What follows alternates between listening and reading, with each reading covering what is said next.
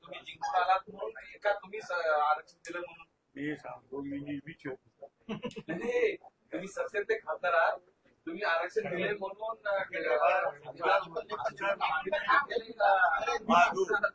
माझो खासदार म्हणून नाही, मी खासदार म्हणून मंत्री म्हणून कधी असतो.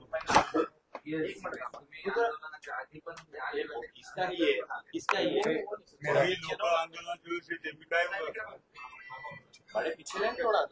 अच्छा, तुम्ही आंदोलनाचे काय सांगतो पहिल्यापासून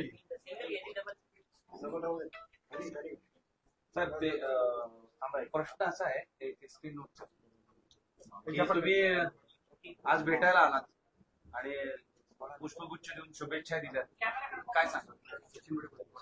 मी मनोज दादा ठाकरे यांना ज्या ज्या वेळेस हॉस्पिटलला असतील, आंतरवाडीला असतील, त्या त्यावेळेस मी त्यांना भेटायला जातो, की निवळ आजच नाही तर नेहमीच मी भेटायला जातो. त्याच्यामुळं असं काही हे नाही की मी सांगितलं की गॅलेक्सी हॉस्पिटलला आतापर्यंत मी 7-8 दिवस आलो असेल. आंतरवाडीला बी आंदोलन असो नसो तरी आमचे भेट नेहमी असते. त्याच्यामुळे असं काही नवीन नाही. संजय राऊत असं म्हणाले की या आंदोलनामागं हे एकनाथ शिंदे आहेत आणि त्यांचा उद्देश आरक्षण नव्हता या आंदोलनाचा, तर फडणवीस यांना घेरणं होतं असं त्याने आरोप केला एकनाथ शिंदे प्रत्यक्ष. तर मला एक सांगायचं की संजय राऊतला रोज सकाळी आपण बघतो, रोज सकाळी आरोपाशिवाय आणि एकनाथ शिंदे साहेबाशिवाय त्यांना कोणी दिसत नाही. त्याच्यामुळे संजय राऊतच्या आरोपावर आम्ही काही फार लक्ष देत नाही.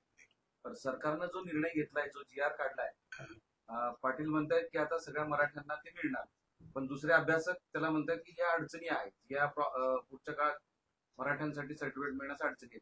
तुमचं काय म्हणणं आहे? या सगळ्या प्रक्रियेवर तुमचं लक्षच असेल ना? नाही, लक्ष तर आहेच ना. एवढं मोठं आंदोलन म्हणजे लक्ष असतं.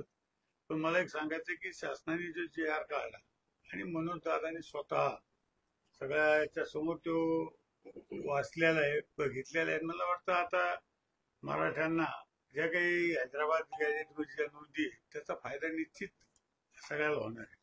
असं की त्यांना पूर्ण न्याय दिलाय सरकारने की अर्धा दिलाय असं तुम्हाला वाटतं? त्यांना पूर्ण न्याय दिलाय की अर्धा दिलाय? मी काय म्हणतो, आता त्यांनी सांगितलं आता जारंगे पाटलांना की आपण टप्प्याटप्प्यानं सगळं मिळून घेऊ, तर त्यांनी स्वतः बोललेले आहे. मागच्या वेळेस दिला नाही, हे मनोज दादा जारंगे सांगतात. नाही, मागच्या वेळेस तुमच्या सरकारनं दिलं होतं तर त्यांना परत उपोषण करावं लागतं. मी काय सांगतो की उपोषण करायला लागलं, पण आता स्वतः मनोज दादांनी तुम्हाला उत्तर दिलेलं आहे आणि GR सुद्धा काढलेला आहे. त्याच्यामुळे त्याचा फायदा आता होईल. मागे तुमच्या वाशीमध्ये गुलाल उधळला होता ना तुमच्या मुख्यमंत्र्यांसोबत, तर त्याचा काय फायदा झाला? पाठीमागं काय झालं त्याच्यापेक्षा आता स्वतः जरंगे पाटलांनी सांगितलं की याचा फायदा सगळ्यांना, मराठवाड्यातल्या मराठ्यांना याचा फायदा होणार आहे.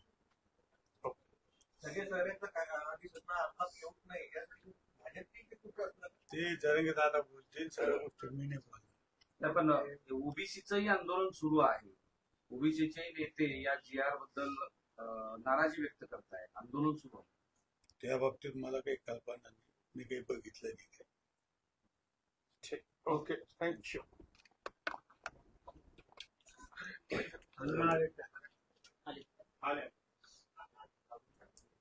बड़े थोड़ा पीछे रहो ना, पूरा महंगा जा रहा है तुम्हारा. अभी शॉर्ट्स है ना, बाइक में थोड़ा पीछे रहो.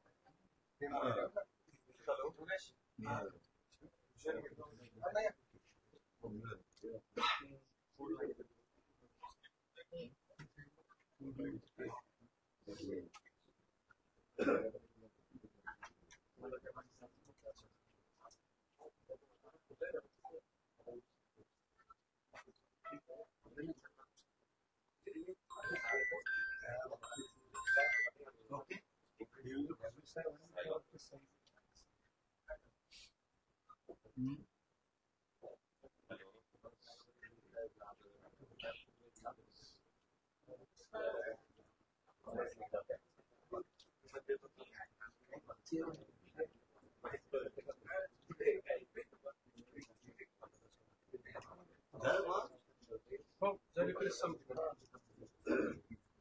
अभ्यास आता केला ते तू करून असतं आमचं दम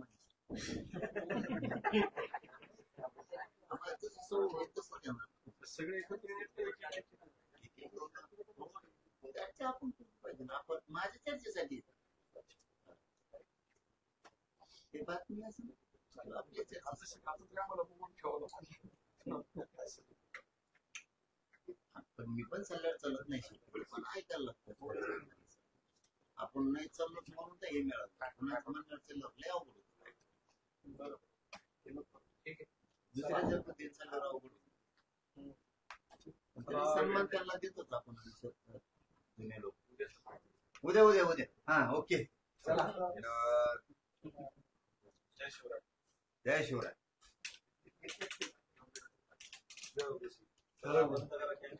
जातो सर.